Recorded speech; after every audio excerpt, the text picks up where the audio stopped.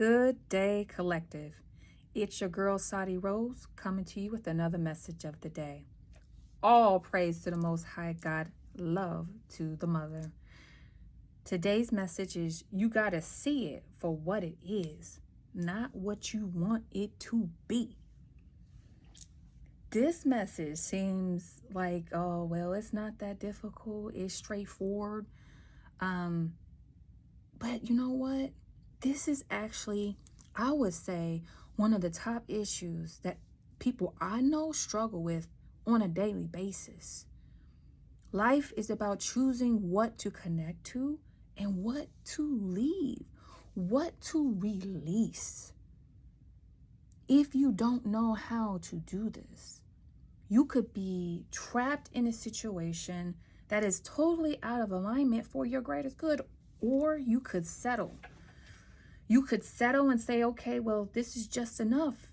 And when you decide to do that, you decide to forfeit your blessings. You could decide to forfeit something much better for you because new things that are better for you and in alignment with you for your highest good can't come in when you have no space for it too.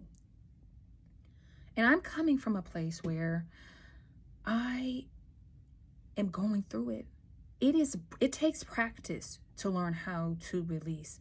It takes practice to let yourself see something for what it is and to remove your ego out of what you think it is or what you want it to be.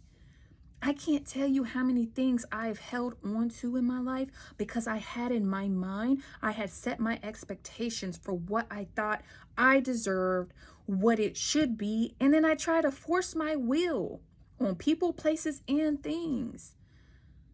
And especially when you put a lot of hard work into it, like a relationship, or you have kids with them, or a job, and you've done all the hard work and they're still not giving you that promotion, or it's a toxic workplace. It's just not good for you. But we want so hard to believe that it's going to be okay. And even when we accept that it's not, even when we know our gut, our intuition, our loved ones, our soul tribe is telling us that it's not for our best interest, we still hang on because we're scared. We're fearful. Change is hard. Change is risky. You could get whopped. You could get, all kinds of things could happen to you in different situations, including domestic violence situations. For example, if you're in a bad relationship, you know it's not good for you, but you want to have a two-parent household. You want it to work out for your children because you think it's in their best interest. No way you could do it by yourself, but I'm going to tell y'all, and this is on men and women, because women can be domestic, they can do domestic, violence on their partner as well. We settle in bad situations, one, because we might believe that we can't do any better. And that means that we have a problem with valuing ourselves and our potential. So I can tell you how I am working through it and how I have, like, the things that I like in terms of just the steps that I've taken. Because I'm speaking, I told y'all, as I'm speaking on these things, I'm speaking to myself too. We are growing together in this journey that we're on, what I'm speaking on. So, I've been in relationships where I wanted them to be something and they totally weren't.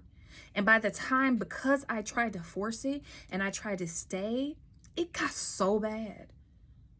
One of the first things that you have to do when you're in this situation is you actually have to see it. I've been in that situation. It was like I was in confusion. I was in chaos. I couldn't even see what was happening. I couldn't see the state that I was in. I couldn't even see that it was a challenge, but my gut, my intuition would be saying things to me. My guides would be saying things to me. The Most High God would be saying, like, things would be happening, and I'd be like, or it would be upsetting. My peace would be disrupted on a daily. My personality, my mood, who I was changing. Those are your red flags.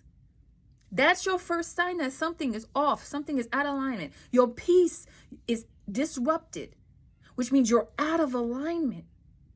I'm not saying every time your peace is disruptive that you should leave a situation, but you should pay attention. So once you understand that a person, place, or thing is disrupting your peace, meaning you're out of alignment, the second thing to do is to make a decision about what you're going to do, an informed decision. I can either stay where I'm at and do the same thing, or be connected, allow someone in my energy field. And I understand that I might be tortured, I might be unhappy, I might be limited, or I'm just okay. And I'm fine not ever doing better, being happy even. I'm okay with this. You got to make the decision. And if you make the decision that you want to continue to evolve, you want to continue to elevate, you want to be happy, you want your peace, you want your inheritance that the Most High God wants for you, once you make that decision, don't just jump. And don't let people around you in your life make you jump either.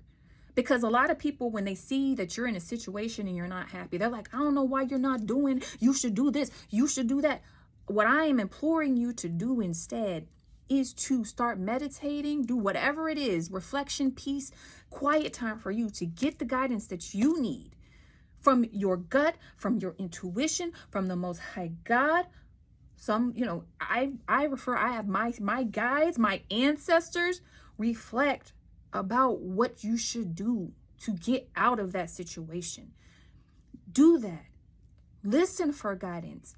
Take your time. Really do that. And then don't tell anybody what you're doing unless you know that they're your soulmate or your best friend who really cares for you. Because sometimes the people in our life, even though they care for us and they're supposed to be best friends, they don't always have our best interests in mind. People sometimes are always looking out for themselves, even when they're supposed to care for you. So be careful about who you're sharing your information with if you are planning to release and exit because the person, place, or thing that is out of alignment with you as well, if they're karmic, if they find out that you're planning on removing your energy from that situation, are going to come at you hard. It could be potentially life-threatening. It could be that you lose your job, depending on whatever it is. So be very mindful about who you're sharing this with, because when you're dealing with low vibration, low frequency energy, it will fight to keep you connected, and it will fight to keep you in a daze, hypnotized. So as you're formulating what your move is, do that, but then also figure out where you're going. Figure out what you're doing. You can't move and land softly into something unless you know where you're going. You don't have to know specifically exactly, but you got to know your direction. It's like, I don't know if y'all have ever been in a wave before, and the wave takes you back and then it propels and throws you. And like when I was a kid, I was a foolish child. I would always do it in Laguna Beach. Whenever I knew where the wave was going to spit me out, I always landed on the sand, okay. But when I would spin out of control and I would panic and I would be, all in the wave, I would land on my face. I would have sand in my mouth, my nose. You got to know where, if you're going to get on a wave and you're going to crest and you're going to get thrown, you got to know where you're going. And it's okay to be fearful. It's okay to have bad thoughts when you're in the process, but just process those the right way. Don't let your fear overcome you. Don't let the fact that you aren't certain overwhelm you.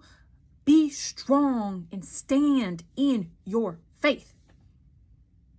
And I promise you, if you can do these things, if you can know where you're going, if you can have a plan, you can release from these bad situations and elevate and change your life. Like I said, I wouldn't tell you anything that I'm not already doing.